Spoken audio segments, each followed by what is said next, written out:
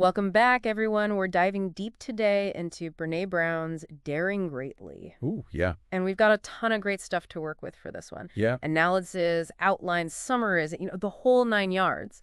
So we're going to be exploring why this book, why it's still such a big deal Right. over a decade later. And then, more importantly, how can you use this stuff Yeah. in your own life? Well, and one of the things that, right out of the gate that really grabs you is that Brown just flips the script on vulnerability. Mm-hmm. Yeah. It's not weakness. She's like, no, Mm-hmm. vulnerability, that's where your courage comes from. Right. That's where creativity and connection, all that. Yeah. It's about, being okay with uncertainty Yeah. and putting your emotions out there, which, let's face it, that's hard. Absolutely. Especially now, right? I mean, think about it. Totally. Social media, everybody's got to be perfect. All the time. Yeah, Daring Greatly. It's even more relevant now, I think, I think so, too. than it was when it first came out. It's like the antidote to all that pressure. It is. But she doesn't just, tell you to go be vulnerable, right? No. She did all this research, years of it, Yeah. on shame and resilience, human behavior and all that. Right. And then she weaves it all together with these, real stories. The data's there, too. It's not just fluffy self-help. Yeah, exactly. One story that really stuck with me, and it kind of shows this, is, this woman, she had this whole perfect persona, Okay. spent hours getting ready every morning. Wow. But at work, Yeah. deep down, she was just riddled with insecurity, Oh. And that to me is like textbook, perfectionism. Yeah. It's not about high standards or anything. Right. It's a shield, Yeah. to protect yourself from actually being vulnerable. It's that pressure to measure up, isn't it? Totally. In every area of your life. Yeah. Does that resonate with you at all? Oh, yeah, big time. Yeah. I mean, who hasn't felt that? I know I have. So we've got these defenses, right? Yeah, it's fascinating. So we don't even realize we're doing it half the time. Right. It's we've got this I don't know. Like a vulnerability armory or Yeah, a vulnerability armory. Love that. Yeah, all these tools to protect ourselves from, from feeling exposed. Mm-hmm. And perfectionism is one, but there's, numbing and cynicism. Oh, yeah. All sorts of things. Yeah, it's a whole toolkit, right? It is, yeah. But the point is that all that stuff, it keeps us from actually connecting. And from joy, too. Right? Exactly. It's like we're trying to protect ourselves, Yeah. but we end up, Isolating ourselves. isolated. Exactly. Which leads us to, I think another big idea in the book, and that's shame. Oh, yeah. That's a big one. Yeah, and I love how she distinguishes between, guilt, right? Which is more about what you did. Yeah. Versus shame, which is, attacking who you are at your core. It's that I am wrong versus I did something wrong. Yes, exactly. And shame is it's insidious. Yeah. It thrives in the dark. Yeah, in secrecy and judgment. Exactly. Yeah. And what I appreciate is that, she's really open about her own struggles with shame. Yeah, she is. She's right there with us. It makes you feel like, okay, I'm not alone in this. You're not the only one who feels this way. Right, exactly. And she talks about, how he used to try to be perfect. Oh, yeah. To deal with that shame, Mm-hmm. Always in control, always achieving. Always on, yeah. Yeah, and it took her a long time to realize that was actually keeping her from, really living. From being her true self. Yeah. Yeah, and that's, I think, where her whole concept of wholehearted living comes in. Yes, it's about embracing who you are. Yeah. The good, the bad, the messy. As in all. Yeah, authenticity, self-compassion, gratitude. Yeah. So powerful. It is, and it's the opposite of, constantly striving for perfection. Right, you are enough, just as you are. I love that. That's a big one. It is, Right. yeah. Because so many of us, we feel like we have to earn love. Yeah. We got to earn approval. Prove ourselves Exactly. all the time. Yeah, it's exhausting. It is. It's exhausting. Do you ever, fall into that trip? Oh, all the time. Especially, with all the messages we're bombarded with, right? It's be this, do that. Yeah, you should look like this, achieve that. You should be making this much money. It's easy to get caught up in comparing yourself to everybody else. Yeah, and that's why Brown's message about worthiness. It's so important. Yeah, it's this reminder that you don't have to buy into all that. You don't. Yeah, you can just, believe in your own inherent worth. And when you do that, it gives you the courage to be vulnerable. Yeah. To show up authentically, even when it feels, a little scary. Even when it's hard, yeah. Yeah. Which is what Daring Greatly is all about. That's it. And, that's what ultimately leads to a more fulfilling life, I think. A more meaningful life. Yeah, Yeah. absolutely. Yeah. Okay, so vulnerability is the path, but it's also scary. Yeah, it's terrifying for a lot of people. Which I love how Brown talks about this vulnerability armory.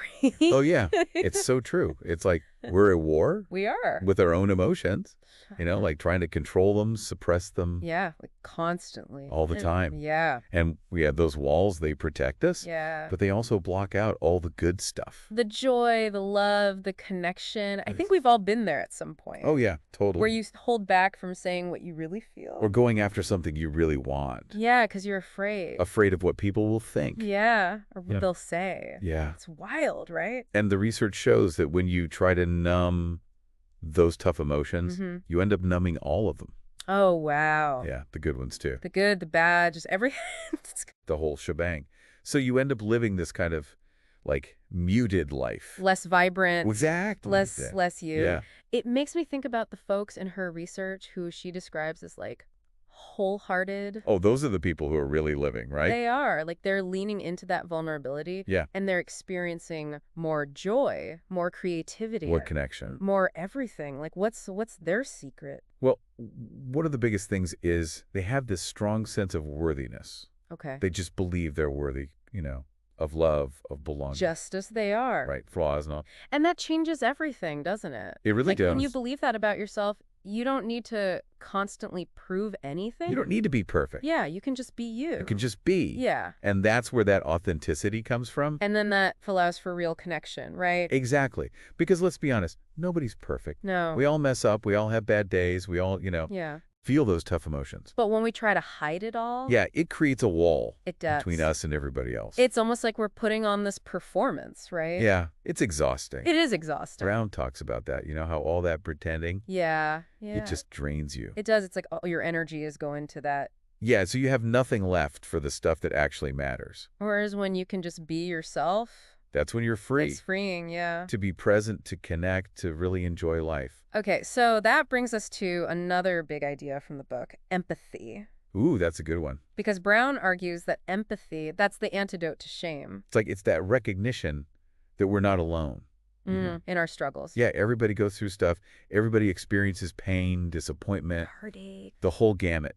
And when we can connect with each other Yeah. on that human level, On that level. it takes the power away from shame. It does. It's like shame can't survive in the light. It can't. It needs secrecy. It needs those shadows. It needs judgment. Yeah. But to get to that light, you got to be vulnerable yourself, right? You do. You have to be willing to share your own struggle. To create that space for other people. To show them it's okay. Yeah. Vulnerability, it breeds vulnerability. It's like this, ripple effect It really is. of connection and authenticity. And it's not just in personal relationships either. No, it's everywhere. Yeah, Brown talks about how it's essential for a good workplace. She does. She actually challenges that whole idea of the stoic, invulnerable leader. Oh yeah, that old school model. Yeah, and she's like, no, that actually creates a culture of fear. It does, because then people are afraid to speak up, To share ideas. to admit when they screwed up. Yeah, they're just afraid. And that just kills innovation. It does. It kills creativity. It kills everything. It kills the vibe. But when leaders are willing to be vulnerable themselves. Yeah, to admit they don't have all the answers. Ask for help. Yeah, it creates this feeling of safety. Psychological safety. Yes. And when people feel safe, They can take risks. they can experiment. They can think outside. They can think outside the box. Which is how you get innovation. That's where the magic happens. It's amazing how these ideas, they apply to everything, right? It's true. We've talked about personal relationships, work. Yeah. It even has a whole chapter on parenting. Oh yeah, that's a big one. It is. Because as parents, we just naturally want to protect our kids. From everything, all the bad stuff, all the pain. Discomfort, yeah. Right. And sometimes that leads us to try to be super strong and perfect. Like we have it all figured out. Yeah, which is, not really realistic. No. And Brown says that actually backfires. It does. It does. Because when we protect kids from discomfort, Yeah. we prevent them from developing resilience. And those coping skills. Exactly. They need those to deal with life, right? Yeah. Life's going to throw curveballs. It's going to happen. And if they haven't learned how to deal with it, Yeah.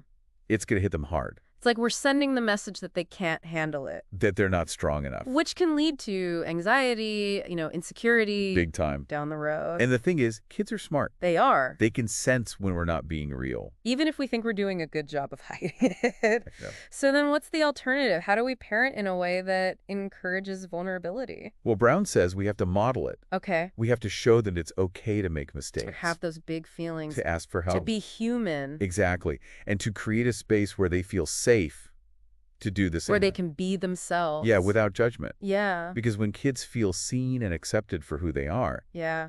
That's where that strong sense of self-worth comes from. Which is like the foundation. It is, for everything. Yeah. When kids believe in themselves, they're more likely to take risks, To be creative. to go after their dreams. Like we're empowering them to dare greatly in their own lives. Exactly. So we've talked about all these big concepts. You have.